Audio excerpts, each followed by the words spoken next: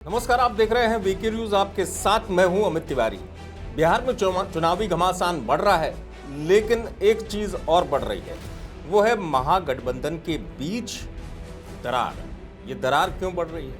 अगर सामने होंगे उम्मीदवार और एक दूसरे के खिलाफ लड़ने होंगे तैयार, तो क्या वास्तव में सब कुछ ठीक है? ये दरार क्यों बढ़ती जा रही है?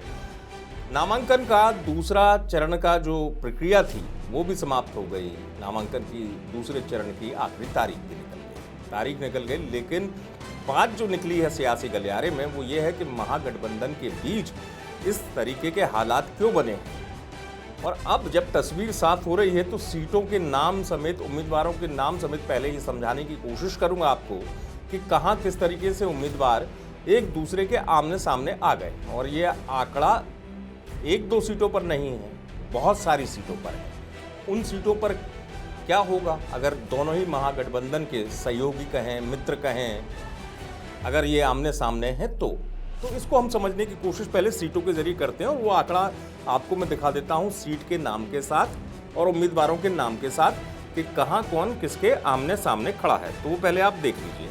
जैसे कि मान लीजिए आपके करगहर सीट है तो वहाँ महेंद्र गुप्ता सीपीआई से हैं और इनके वर्सेस हैं संतोष मिश्रा कांग्रेस। सुगौली सीट, यहाँ शशि भूषण सिंह आरजेडी से हैं और वर्सेस मनोज सहनी वीआईपी से हैं। अब ये सहयोगी दल हैं।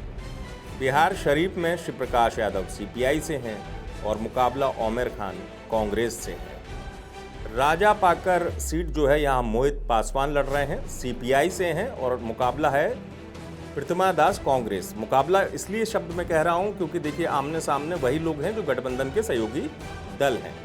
अब ऐसे ही बछवाड़ा सीट है, अवधेश राय सीपीआई से हैं, इनके खिलाफ हैं गरीबदास कांग्रेस के कैंडिडेट। गौरा बौराम सीट है, यहाँ अफजल अली आरजेडी से लड़ रहे हैं तो संतोष सहनी वीआईपी से लड़ रहे हैं। लालगंज से शिवानी शुक्ला आरजेडी और यहाँ से कांग्रेस ने अपने उम्मीदवार को उतार ही दिया, जबकि तेजस्वी चाह रहे थे कि कांग्रेस ये सीट छोड़ दे। आदित्य राजा कांग्रेस से चुनाव लड़ रहे हैं लालगंज से। ऐसी ही कहलगांव सीट है जहां रजनीश यादव आरजेडी के हैं और इनका मुकाबला जो कर रहे हैं वो सहयोगी दलों की बात कर रहा हूं मैं, तो प्रवीण कुशवाहा कांग्रेस से हैं। सिकंदरा सीट पर उदय नारायण चौधरी जो हैं वो आरजेडी से लड़ रहे हैं तो विनोद चौधरी कांग्रेस से लड़ रहे हैं। ऐसे ही है बारिसलीगंज सीट जहां अनीता देवी आरजेडी से लड़ रही हैं तो मंटन सिंह कांग्रेस से लड़ रहे हैं। वैशाली अजय कुशवाहा आरजेडी से लड़ रहे हैं तो संजीव कुमार कांग्रेस से लड़ रहे हैं। चैनपुर में वीआईपी के प्रदेश अध्यक्ष खुद उतरे हैं मैदान में। अब मामला प्रदेश अध्यक्ष का है तो आरजेडी से समन्वय नहीं बैठा तालमेल, तो यहाँ ब्रजकिशोर बिंदु इनके सामने आ गए। झंझारपुर सीट है जहाँ सीपीआई से रामनारायण यादव और इनके वर्सेस यानी सामने वीआईपी उम्मीदवार हैं जो कि सहयोगी दल हैं। तो ये तस्वीर मैंने आपको स्पष्ट कर दी। अब आप अंदाज़ा लगाइए महागठबंधन में क्यों बन रहा है। एक तो सहयोगी दलों से तालमेल ना बैठ पाना और आंकड़ा 12 से भी ऊपर है सीटों का, जहां पर अब खुलकर आमने सामने आ चुके हैं ये सहयोगी दल। अब सहयोगी दल तो ठीक है, यहाँ अपने ही नेता सड़क पर कुर्ता फाड़ रहे हैं, टिकट बेचने का आरोप लगा रहे हैं। आरजेडी के एक बड़े नेता इतने भावुक हुए कि कपड़े फट गए, कुर्ता फाड़ दिया, जोर जोर से चिल्लाने लगे, आंख में आंसू आने लगे। अब आप सोचिए, एक तो सहयोगियों से समन्वय नहीं, दूसरा खुद के ही नेता नाराज हैं। तो क्या ये असंतोष दोनों ही लेवल पर यानी दोनों स्तर पर समझने की कोशिश करिए, बढ़ रहा है। आंकड़ा जैसे मैंने आपको बताया ये 13 सीटों का आंकड़ा है। अब इन 13 सीटों पर जब खुद ही सहयोगी दल आमने सामने आ चुके हैं तो कोई बात ही नहीं है यहाँ पर, यानी कि ये जो सहयोगी दल हैं ये मान रहे हैं कि इनसे कोई शायद इनका गणित होगा कि 1 दर्जन से ज़्यादा सीटों पर अगर आमने सामने आ गए तो नुकसान नहीं होगा। लेकिन हमेशा जो बात मैं कहता हूँ चुनावी गणित में, जब परिणाम क्लोज होता है तो इसका असर जो है वो पूरे चुनाव पर पड़ जाता है जब रिजल्ट आता है फाइनल। अब हो ये रहा है कि जहाँ बीजेपी एक एक सीट पर फोकस करते हुए अपने गणित को फिट बैठा चुकी है कि कहाँ ताकत कितनी लगानी है और किस तरीके से रणनीति बनानी है। अब बड़े चेहरों की बात है यहाँ पर, तो राहुल गांधी की रैली कब होगी? यात्रा पहले हो गई, इस पर सवाल है।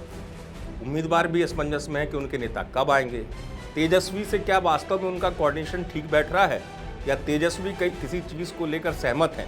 क्योंकि ये तो बाद में होगा कि सीएम फेस की बात क्यों नहीं आई सामने, कौन महागठबंधन में, ये तो खैर बात की चीज़ है, लेकिन अभी तो सबसे बड़ी चुनौती ये है कि जहां उम्मीदवार आपस में ही खड़े हो गए हैं, आमना सामना हो रहा है, तो क्या इसका असर महागठबंधन पर पड़ेगा?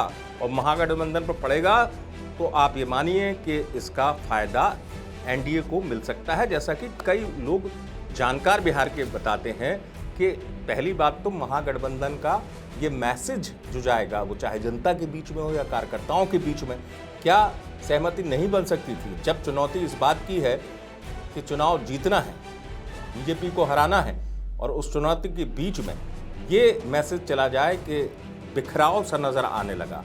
हालांकि सब अपनी अपनी बातें कहने लगते हैं, सब अपने कहते हैं कि नहीं ये तो होता है, सीट शेयरिंग का मामला है, लेकिन इसके उलट बीजेपी ने उस चीज़ को रणनीति से सटीक बिठा दिया। शुरुआत में लगा था कि वहाँ पर भी असंतोष है, लेकिन वहाँ पर चीज़ें बिल्कुल नामांकन तक आते आते फिट बैठ गई। यहाँ पर स्थिति थोड़ी सी दूसरी हो गई, जिसका मैसेज मैं कह रहा हूँ, बार बार इसलिए मैसेज कह रहा हूँ मैं कि संदेश कार्यकर्ता में जाएगा, और कार्यकर्ता से ज़्यादा एक जनता के बीच में जाता है कि महागठबंधन के बीच बिखराव के हालात क्यों बने। हालांकि नेता बड़े बड़े दावे करते हैं और ये भी कहते हैं कि हमारे बीच की जो इस तरीके की स्थितियां हैं वो आपस में बैठकर सुलझा ली जाएगी, लेकिन आपस में बैठने के लिए शायद आपस में दिखना भी ज़रूरी है, और वो दिखना जनता के बीच में ज़रूरी है। कब राहुल गांधी और तेजस्वी एक साथ कोई बड़ी रैली करेंगे, इस पर सवाल उठने लगे। क्या महागठबंधन की दरार एक बड़ी रार बन चुकी है, और क्या ये दरार इतनी जल्दी जो खाई सी नज़र आ रही है और जो समन्वय नज़र नहीं आ रहा है वो इतनी जल्दी जो है वो ख़त्म हो जाएगा? क्योंकि चुनावी घमासान तेज़ हो चुका है, सब कोई ताकत झोंक रहे हैं, और जिससे मुकाबला है एनडीए से महागठबंधन का, वहाँ पर ताकत झोंकी जा रही है।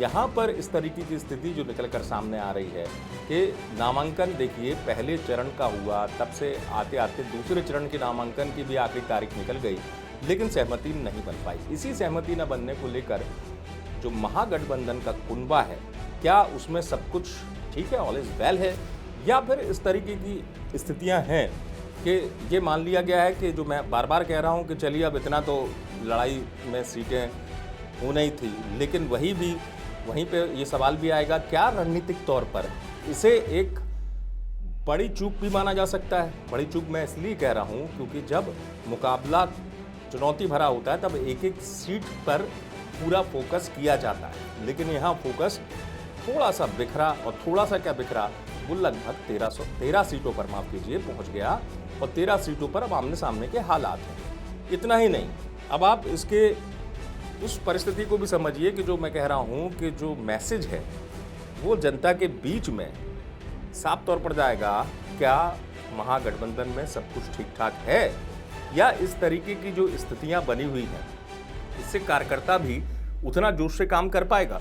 क्योंकि अभी भी कार्यकर्ता को अपने बड़े नेता का इंतज़ार है, कांग्रेस में राहुल गांधी का इंतज़ार है कि उनकी कब बड़ी सभा होगी, कब आएंगे राहुल गांधी, और यहाँ तेजस्वी के कार्यकर्ता ये शायद मान रहे होंगे कि कब तेजस्वी और राहुल एक साथ नज़र आएंगे ताकि कोई बड़ी रैली हो, फिर से जो चुनावी सभा हम कहते हैं।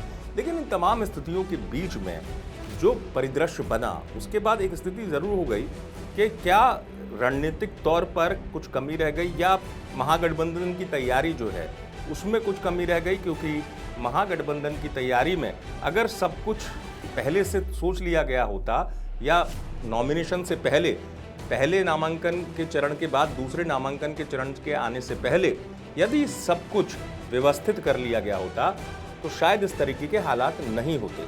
और मैं बार बार उस बात को कह रहा हूँ कि क्या इससे, इस बिखराव से आने वाले वक्त में जैसे जैसे चुनावी घमासान आगे बढ़ेगा, चीज़ें बेहतर होंगी, या इस बिखराव के बाद दोनों ही दलों के, या जो भी सहयोगी दल है, जो दो प्रमुख दल है, मान लीजिए कि कांग्रेस हो गया, आरजेडी हो गई, इन दो प्रमुख दलों के बाद जो भी सहयोगी दल है जो लड़ रहे हैं, तो क्या ये कोऑर्डिनेशन जो है, ये कोऑर्डिनेशन आगे बेहतरी की दिशा में जाएगा?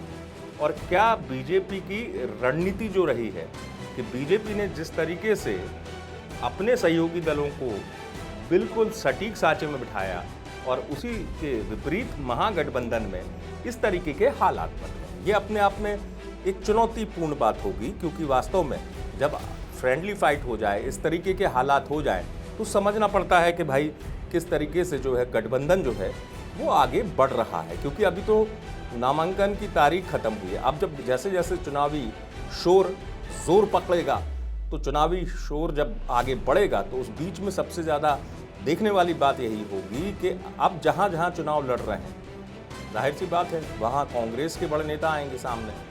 जहाँ मैं कह रहा हूँ कि आमने सामने है, ऐसा तो है नहीं या तो उन सीटों को छोड़ दिया जाए। लेकिन कुल मिला के महागठबंधन ने जिस शुरुआती आगाज जिसे हम कहते हैं शुरुआत की थी, उसके बाद जब लिस्ट निकलने की बारी आ गई, टिकट बट गए, सहमति नहीं बन पाई। और शायद यही वजह है कि सहमति ना बन पाना एक चुनौती भी बन गई है। और देखने वाली बात ये भी है कि इस चुनौती से कैसे पार पाएंगे महागठबंधन के सहयोगी दल जो कुनबा बनाया गया है। क्योंकि अगर ये बिखराव एक संदेश के तौर पर जो मैं कह रहा हूँ जनता के बीच में जाएगा, तो शायद उसका असर देखने को मिल सकता है, उसका फायदा एनडीए को भी मिल सकता है। लेकिन अब यही देखने वाली बात है कि कैसे महागठबंधन इस बिखराव के बाद भी, और खासतौर से जब अब तस्वीर साफ है कि इतनी सीटों पर एक दूसरे के खिलाफ लड़ रहे हैं ये, तो क्या ये जो एकजुटता वाली बात है, ये एकजुटता बिखराव में जो बन गई है, ये बिखराव हल्के में लिया जा सकता है क्या? शायद नहीं, क्योंकि एक दो सीटें होती तो भी सोचा जा सकता था, यहाँ आंकड़ा इतना ज्यादा है।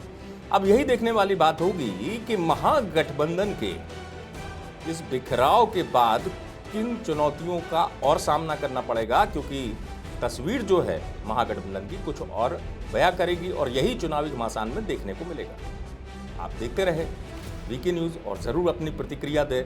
आपको क्या लगता है कि अगर इतनी सारी सीटों पर आमना सामना आपस के ही सहयोगी दलों में है, तो क्या उसका असर देखने को मिलेगा? देखते रहिए वीके न्यूज़। नमस्कार। वीके न्यूज़, राष्ट्र के नाम।